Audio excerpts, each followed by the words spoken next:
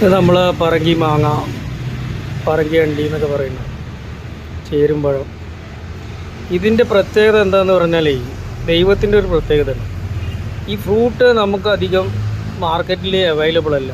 എന്തുകൊണ്ടെന്നാൽ ഇത് ഹൈലി പെരിഷബിളാണ്. The fruit on market is very less this cashew nut fruit because it is highly perishable.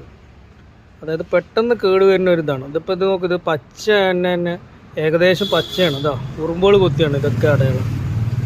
അപ്പോൾ അതുകൊണ്ട് മാർക്കറ്റിൽ ഇതിൽ അത്ര അവൈലബിൾ അല്ല. പക്ഷേ ഇതിൻ്റെ ഈ അണ്ടി, കശുവണ്ടി, ഇതിൽ പരിപ്പ്, ഇതിന് കിലോന് 1000 രൂപ വരെ കിട്ടും. 700, 800, 1000. അപ്പോൾ ദൈവത്തിൻ്റെ വികൃതി നോക്കൂ. ഈ ഫ്രൂട്ട് എളുപ്പം കേട് വരും, പക്ഷേ ഈ അണ്ടിയുടെ ഉള്ളിലുള്ള പരിപ്പ് 1000 രൂപ വരെ കിലോന് കിട്ടും. അതെന്തുകൊണ്ടാണ് ഇതിൻ്റെ വില എന്ന് പറഞ്ഞാൽ, ഇതിൻ്റെ ഈ കശുവണ്ടി പരിപ്പിൻ്റെ ഉള്ളിൽ ഒരു കണ്ടാമിനേഷനും നടക്കണമെന്നില്ല. കാരണം ഈ പരിപ്പ് അത്രയും നമ്മൾ പ്യുവറായിട്ടുള്ള സംഭവം ആണ്. അതായത് മനുഷ്യൻ തൊടാത്തതോ മൃഗങ്ങൾ തൊടാത്തതോ ഒക്കെ ആയതുകൊണ്ടായിരിക്കാം ഇതിൻ്റെ വില.